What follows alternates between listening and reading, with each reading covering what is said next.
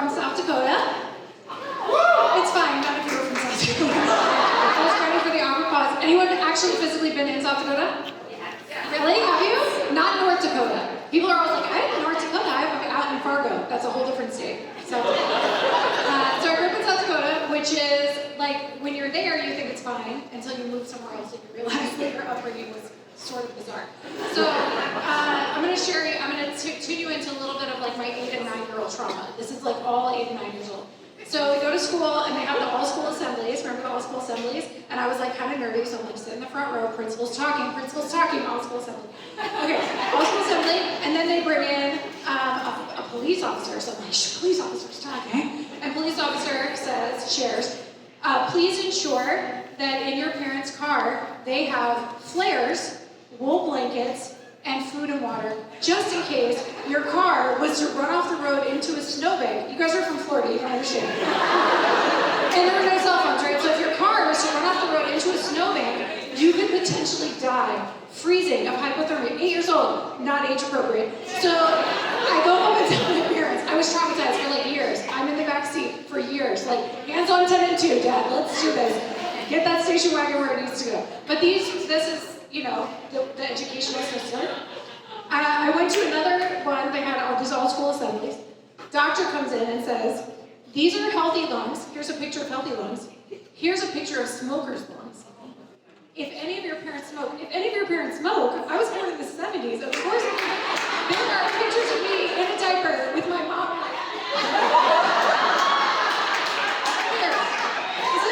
It was a different era. If your parents smoke, their lungs look like this. Oh my God. I love my parents. I like ran home. They were like, convinced them to do the Great American Smoke Out, right? So I run home with a little card and I'm like, listen, you have to do the Great American Smoke Out. Do you have any idea what your lungs look like, right? So traumatized. Also, I don't know if you recall this age, but what was on TV all the time? John Walsh. Anyone else thought that all children got snatched? I legit thought that all children got snatched. It was just going to be my time. At some point, I would literally, here's me at night, but dear God, if I get snatched, please have my parents call John Walsh because he will find me. He will find me. I'm leaving you. Please crash John. I'm not Christian. I don't know. Okay. Traumatizing. It was traumatizing, y'all. And then Nancy Reagan is telling me don't do drugs all the time because the frying pan, right? And this is your brain on drugs. Do you recall this? 15 years later, I'm in college and someone's passing around a bong and like Nancy Reagan is sitting right here.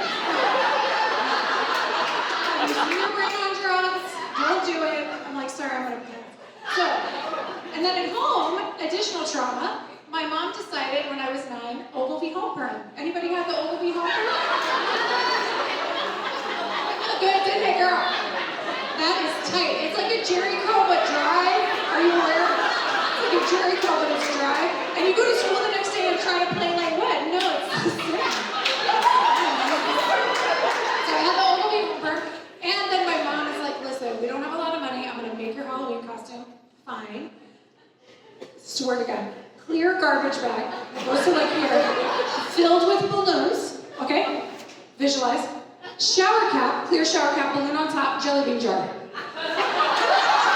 She's like, we're gonna go to jelly bean jar. First of all, I can't sit all night, can't move. Everywhere I'm like, excuse me. Jelly bean jar coming through. Plus, in South Dakota, it's cold by Halloween, so kids normally like dress as Spider-Man or something, and then all kids knock on doors. They're like, "What are you? You're cute," and you flash people. This is traumatizing. So I'll share one last traumatizing thing. It's not all negative. When you live in a cold place, you go to school when you walk in the snow with your boots on and you carry shoes in a bag. Again, Floridians, you don't understand. And you're like Crocs and flip-flops. But this is what happened. I got to school one day, 8 years old, there was one shoe in the bag. I like left my other one. So I'm like, okay. What am I gonna do? Because I'm super embarrassed. I'm already super nerdy. I'm already asking people if you have flares in your trunk. Both socks on one foot, one shoe on the bare foot. I'm just gonna live. I sprayed ankle. Sprained my ankle, y'all, which is hard to pull off with an old home perm. But there was good news, if you recall, all the positive things. Besides the first day that Dairy Queen opened, because Dairy Queen isn't year-round where we are. Dairy Queen opened. But listen, there was like, you know, we had MTV, we had Saturday morning cartoons. It wasn't all bad. My parents occasionally took us to Hardee's. It was a good life. And we had Cindy Lauper, which is how I like to end. Praise Cindy. Cindy. God knows, wherever you are, sending my love to you. And this is what got me through. Because every night when I would come home with my old home perm and both of my socks on one, I would put on Cindy and we'd just, I see your truth. Because it's beautiful. Like what? Because you're beautiful.